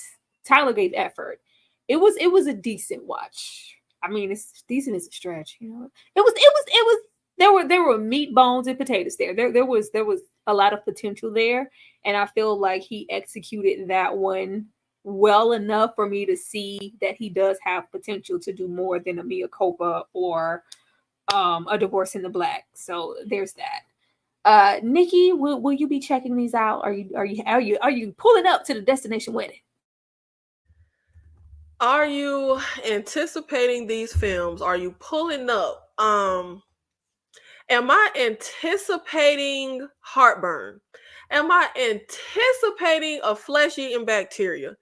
That is as much as I am anticipating the damn Tyler Perry movie. Am I pulling up the same way Al Sharpton pulled up to Dallas Mama House? That's by how I'm gonna pull up to the movie. I wouldn't make my worst enemy watch the new Medea movie. I don't think so. I don't think I'm anticipating them. I don't think So, but if something happens and like I lose all my brain cells and my good sense and good taste, I might pull up. Well, uh, can you guys real quick in the chat let us know if you would be here for us recapping a Medea Destination Wedding and 6888 or anything else that Tyler Perry has coming down the pipeline? If you guys are going to engage and show up, that's the only reason I'll watch it or recap it. Are you guys interested in us discussing? Because I've never actually discussed a Medea Tyler Perry movie on the channel. This is only my second one with Mia Copa. Are you guys here for a destination wedding or because all the Tyler Perry key players from Brown, Mr. Brown to Cora are looks to be in this movie. Look like everybody's here. Anybody? Speak now or forever hold your peace. Oh Lord. Oh, let's see. I'm looking. Says the only way she'd watch if it's the recap. We'll be there. Okay.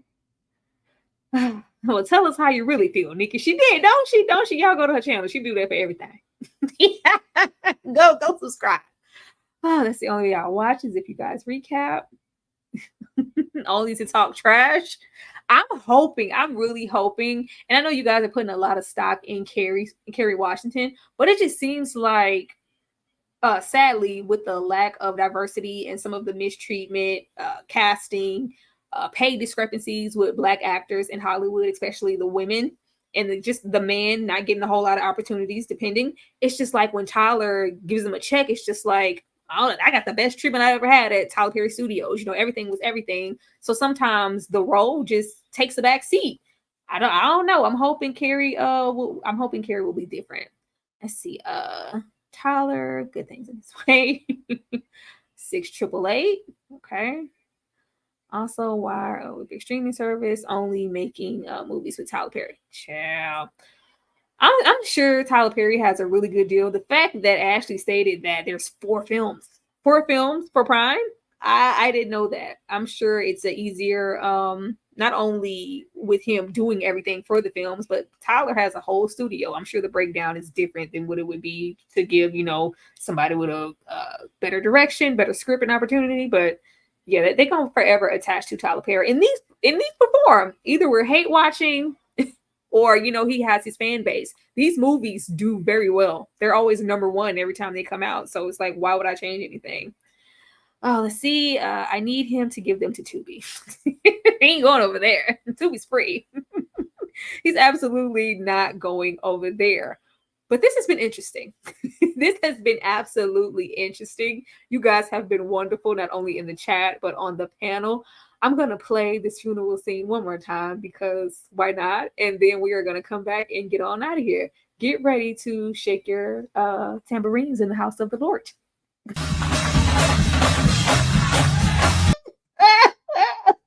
Oh, I need Tyler to have an infamous scene like that so I can use that sound again. I love it. I absolutely love it. Anytime y'all want us to review these Tyler Perry movies, anytime Tyler decides to take us to church, I'm going to use those sound bites. Kay, I'm going to come to you first to let the people know what you have coming up on your channel and what they need to do to come on over and find you. Go ahead, Kay. Hey, nerds, blurds, come on over. I cover a lot of sci-fi, mainly horror, comic book stuff. I watch a lot of stuff, so you'll never be bored. You'll never have anything not to watch. I have reviews of old school, throwback, underrated movies in the shorts. House of Dragon on Mondays, Interview with the Vampire. We're coming back for season 1 on Tuesdays. We just finished covering The Boys. We're going to start with Lady in the Lake. I am trying to put out reviews for Long Legs and Oddity. So watch out for those two. So those are what's next for me. Trying to give y'all a couple more of these horror movie views. And yes, watching plenty of stuff. So come on over and hit subscribe. Over there and hit subscribe. Did y'all hear what she said? Did y'all hear what she said? Go subscribe. I see y'all in here. It is exactly 128 people here on my end. Go over there and subscribe to Kay if you haven't already, and get my girl. Kay just got monetized. Go show Kay some love. Kay is putting out a lot of wonderful content, and I just want all of us to grow in abundance and be supported here on the platform. Nikki, say it like you mean it, ass Nikki. I'm gonna come to you next, so you can get everything off your chest and let the people know where to come find you and get that good old horror news. Go ahead, Nikki. Y'all can find me on King Nikki TV. I will be doing 20 best comedies of all time. I have that coming up. Bad Boys for Life. Bad Boys Ride or Die is coming to streaming on July 23rd. I will be doing a first time watch along. I also have my horror series, KillerCon, every single week, every Saturday, 5 p.m. Central. Kay and Tyra are on there with me. So if you love horror, we talk all things horror there. And if you want just straightforward opinions on the latest movies, TV shows, just come on over, hit that like button, hit that subscribe button, and make sure you support. Y'all heard what she said? Get over there and support. There's some fabulous content coming out, not even just from Kay, but Nikki, myself, experiencing the horror panel. If you enjoy horror, there is not enough space here on YouTube of Black people, Black women discussing horror in abundance. So I would really love for you guys to get over there and support her in all that she does with that. It's a hard space to be in on YouTube to discuss horror, because y'all don't even know the half. Y'all don't know the half, but y'all go and support that. Thank you.